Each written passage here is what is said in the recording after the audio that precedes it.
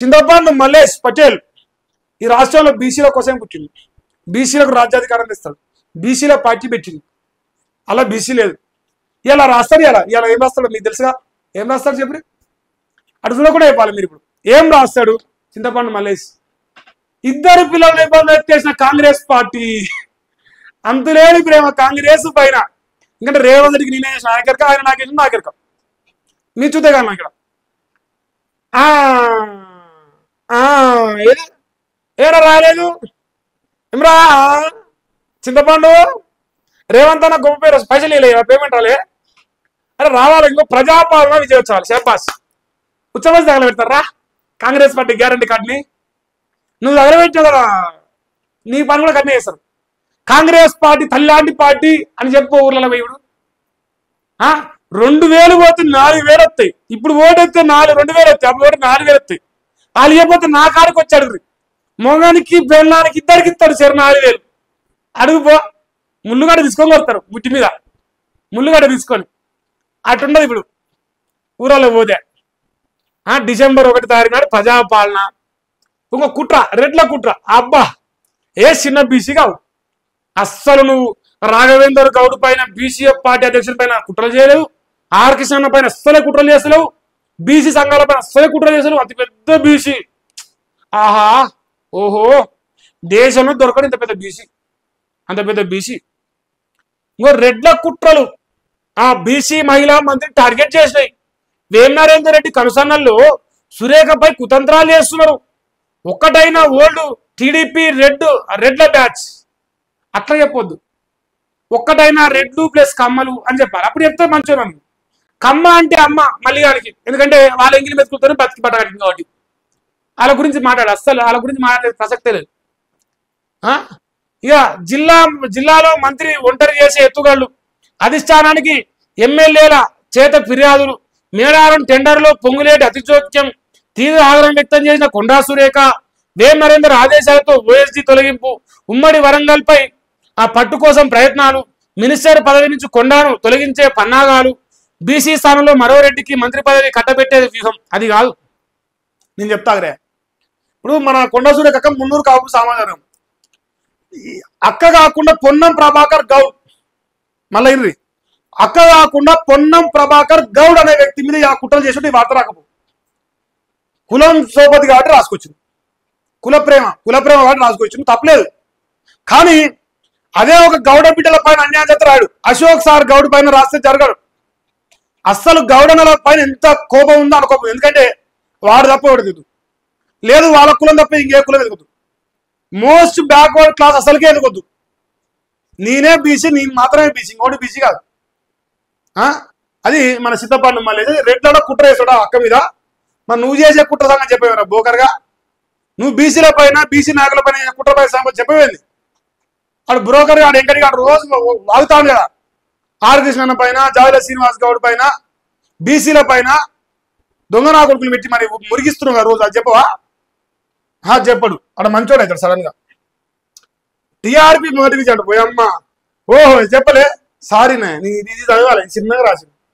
టీఆర్పీనే నేను చెప్పినగా, నాదే విజయం. రేవంత్ రాజ్యాధికార పార్టీదే విజయం. ఎందుకంటే రేవంత్ రెడ్డి అంటారుగా ఆశిస్తాడు, మళ్ళీ ఆడు పాటిస్తాడు, అంతే కదరా. ఇద్దరు పిల్లల నిబంధన ఎత్తివేదో తెలంగాణ కేంద్రం నిర్ణయం తీసుకుంది.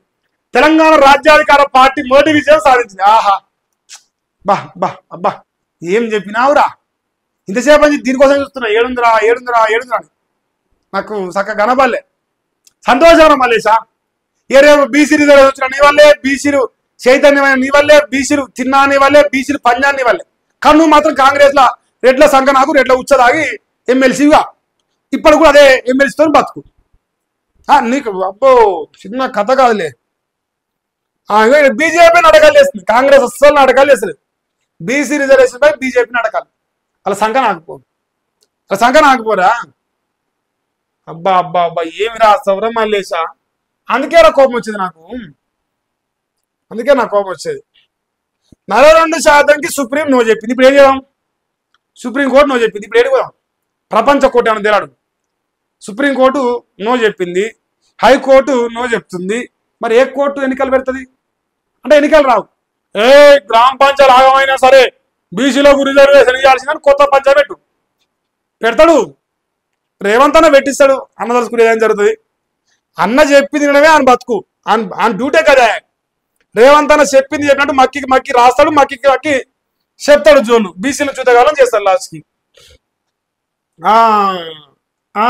ఇలా రాసింది నేటి మాట చూడరా. ప్రభుత్వమా సిగ్గుబాడు అంటే సిద్ధపండు మలిగా సిగ్గువాడు అంటున్నారు. 2 ఏళ్ళు అవుతున్న స్థానిక సంస్థ ఎన్నికలు నిర్వహించే సోయి లేదు సిగ్గువాడు చింతపండు మల్లేశ. ఎందుకంటే పెట్టొద్దు ఎన్నికలు, రిజర్వేషన్ ఇవ్వాల్సిన కథలు పడవుగా. అట్లా ఎన్నికలు వచ్చి సోయి లేదు. పల్లెల్లో పరిపాలన పరకేసింది, దానికి కారణం మలిగాడికి ఒక గొలిగాడు ఆ దోస్తు. అభివృద్ధి కుంటుపడుతుంది, దోస్తుగాడు ఆడిద్దరు కారణం. తెలంగాణలో పరిపాలన పిచ్చోడి చేతిలో రాయిలాగా అనిపిస్తుంది, నలికుటోడు నప్పతట్లోడు. అంటే పిచ్చోడి చేతిలో రాజ్యాధికారం పెట్టినాం అంటున్నాడు.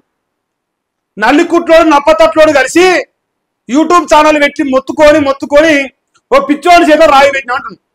చూసిన వారు రేవంత్ అన్న నీ ఎంగిరి వెతుకు తిన్నారు, నీ ఉత్సవాగిరు, నీ మోచేతిని లాగిరు, ఇంకా నీకు వ్యతిరేకంగా వార్త రాశారు. దొంగనా కొడుకు లేదు. ఓ నల్లికుట్లోడు, ఓ నప్పతట్లోడు.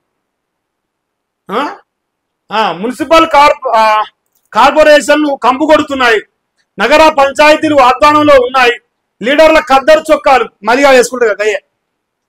మద్యం వాసనలో గుప్పమంటున్నాయి, నిబద్ధత లేని నాయకుల మాటలు నీటి ముడలవుతున్నాయి, రాజకీయాల్లో అగ్ర కులాల పెత్తనం మితిమీరిపోతున్నాయి. ఆ సంఘం నాకితే మితిమీరిపోతుంది.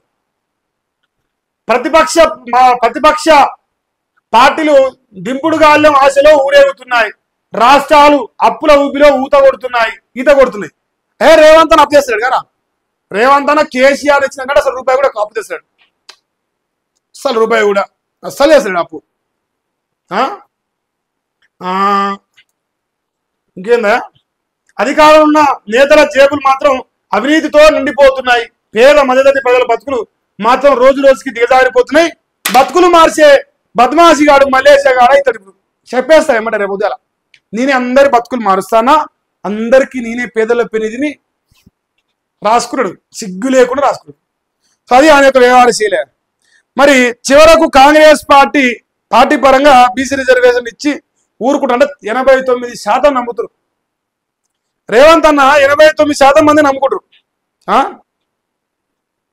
అంతేనా, ఇంత మించి లేదు, నాకు సంబంధం లేదు.